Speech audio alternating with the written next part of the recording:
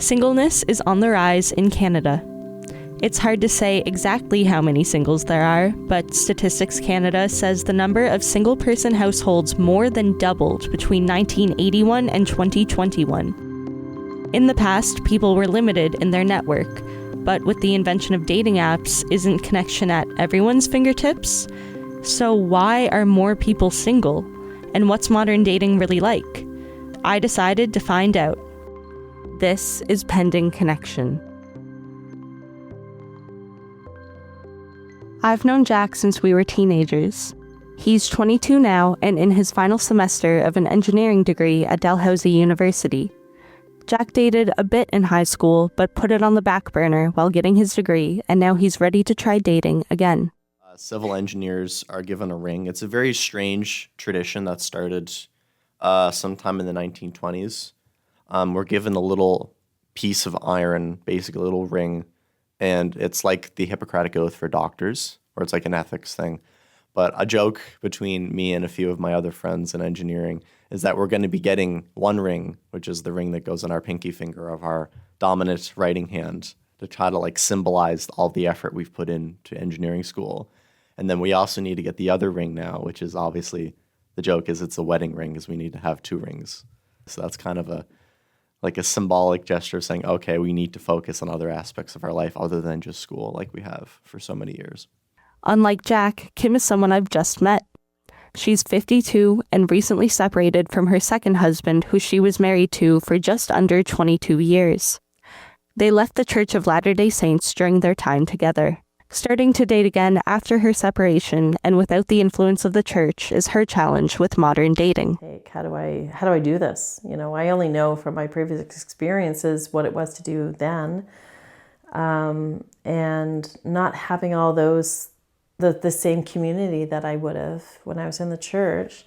I thought, I got to figure this out. Got to see what's going to be like, what's available to me. So I had hoped and just assumed by what other people had been saying, oh, Kim, you'll find somebody. Like, there's people out there, like, you know, there's friends. You've got friends who find, you know, that they'll have a friend. And I'm like, I don't think, because I could literally count the amount of friends that I had whose partners were, they were married themselves and whose friends were also married. So it was really kind of not looking very promising to be connected with any, you know, prospects of dates.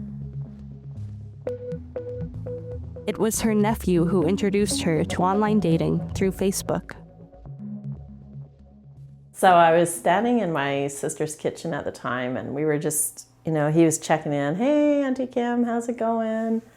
So, you know, how you feeling? And when I told my nephew, like, oh yeah, I kind of feel like I need to just meet some people, you know, and he's like, are you on the apps? And I'm like, no. He's like, how about, well, is he into Facebook dating? Let's get you a profile set up. So in the kitchen right then and there, we set up my profile, and he was like, go with this picture, go with that picture, you know, put this, don't put that. Like, yeah, we'll get you set up. So we did that, and yeah, whatever it would be, like, loaded it and just waited, and suddenly, you know, he's like, Auntie Kim, like, you've got some, you know, you got some likes. I'm like, what do I do?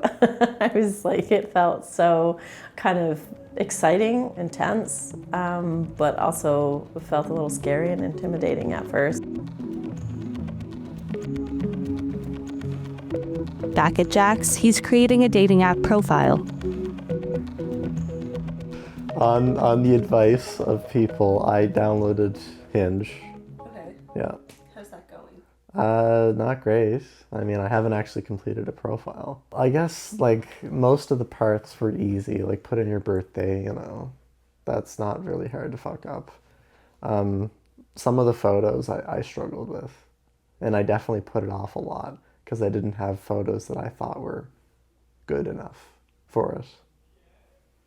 Okay. And then once I eventually got photos that I was not okay with, but they weren't the perfect ones I could have taken, but they were good enough.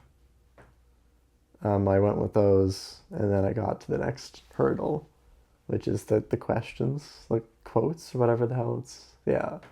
And that really like was a little bit too much. So I said, okay, I'll just do this later. Why did it feel like too much? I don't know, I feel like that's a lot, like that, those are a lot of pressure. It's like the photos are a lot of pressure. Because that's the only part of people will see of me. And I want them to be really good, but I also can't think of anything. I get very tongue-tied, as they say. Kim also struggled getting used to the dating apps. You're only getting a glimpse of what this person actually is, like what's really behind this photo, and then not to mention their profile and what they actually want to say, or what they're saying, but what is actually behind what they're saying, and how do you actually understand all that in literally a split second of having to decide whether you like this person or not, or whether you're going to swipe right, you know? I think the pictures is what I knew I'd have to be attracted to the individuals that I was as a head start.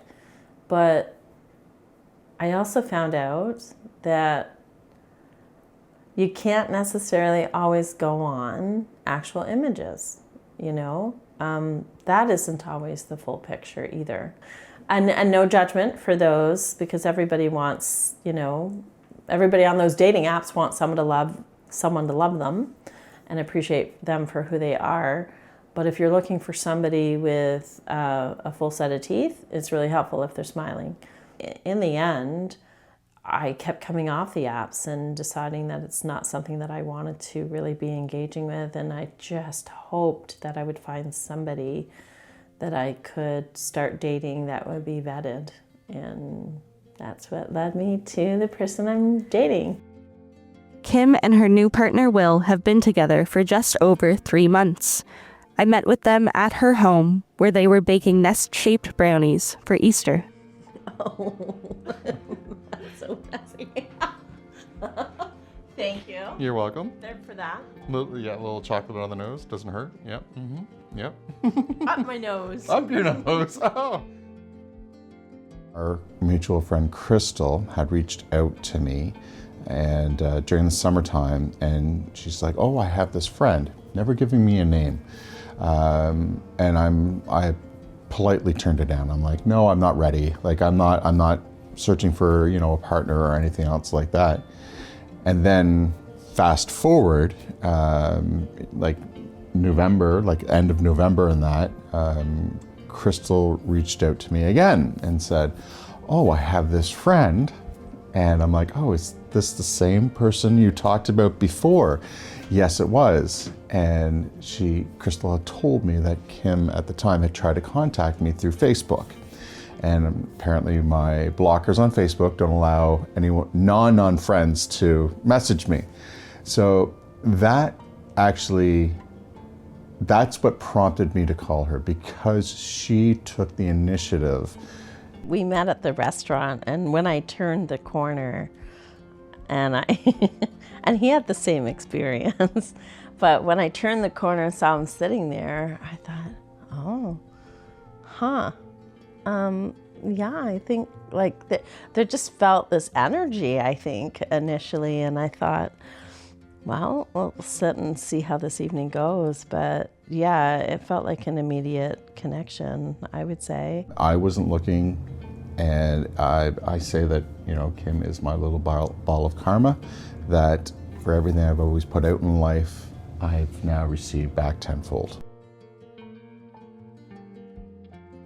A great new connection for Kim, but my friend Jack was struggling. Well, I don't like messaging people online, honestly. I really don't like that form of communication. I think it's really like, it's easy to pull away from, but it's also like you don't get a good judge of people on that. I went out with some friends Wednesday, and I got introduced to like a mutual friend. I wasn't fully awake for it. I don't think I was that charming or nice. I need at least 2 drinks until I'm not nervous at all. And I would think I was past that point.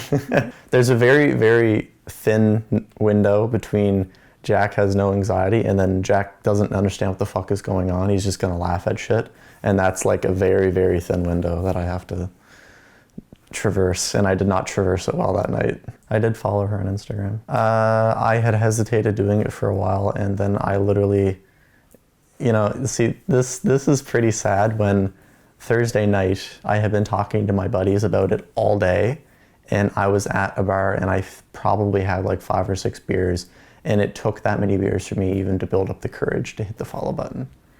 So which makes me think, now that I'm thinking about it, maybe it's not that I'm just strange, maybe it's my brain's actually fucked and I need some kind of medication or something. I think I probably have some kind of anxiety disorder if it's taking that much for such a small little effort.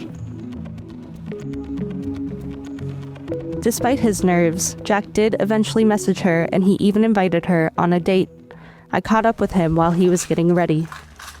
I brushed my teeth and flossed, but I'll bring breath mints with me anyway. And then I'm gonna take one of these now so that I'm not coughing in her face the entire night. How are you feeling? Not bad. I'm a little nervous, I won't lie, but I think once I get in there and we actually sit down and start talking, I think it'll be entirely fine after that. Because then I'll relax a little bit, but definitely, like, if I'm sitting there waiting for a while, I'm gonna be like sitting there like sweating bullets, like twiddling my thumbs. Yeah.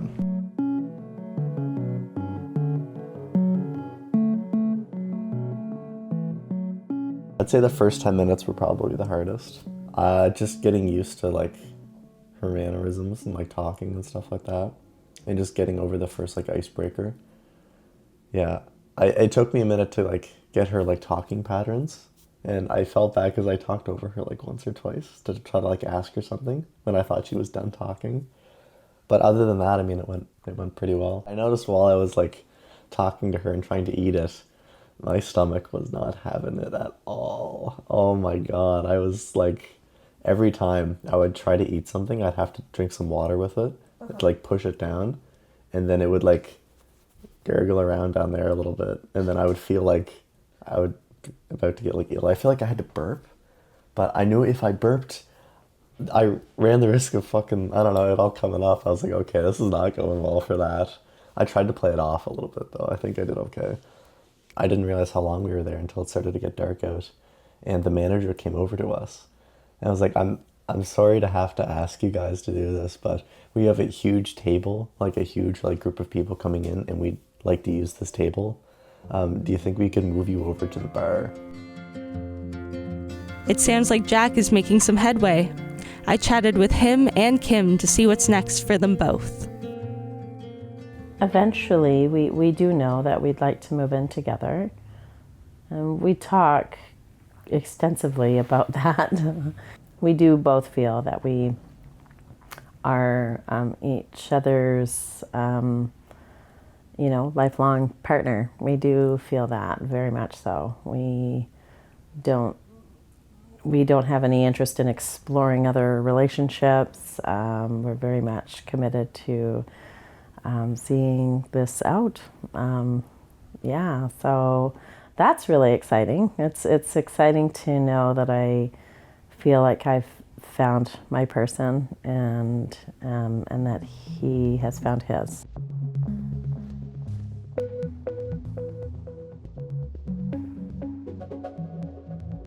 We've gone on 2 dates so far, and I think it's going all right. I did meet somebody else as well through a friend, and I literally just started texting her today.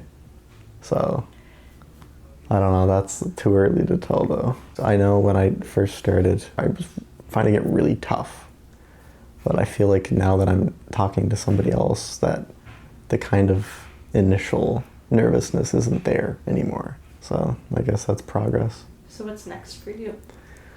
I don't know. We'll keep pursuing things with people I know already. And if that doesn't work, then I really don't know what else. I guess try to meet people through friends. Mm-hmm. So I'm still not great about the dating apps, but I don't know. We'll see.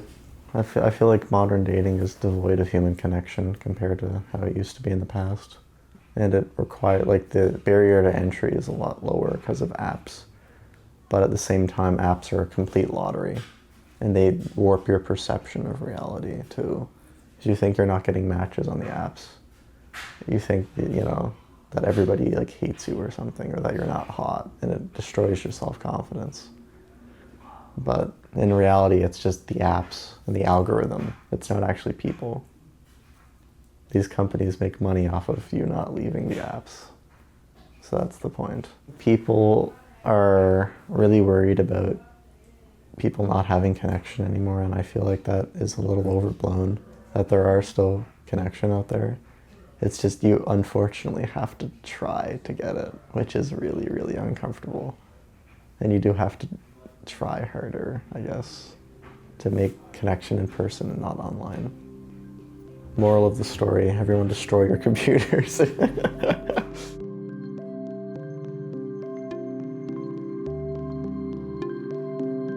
In the end, Kim and Jack each decided, after trying the apps, to look in the real world for connections, and found that although sometimes it can be complicated, it can also be meaningful.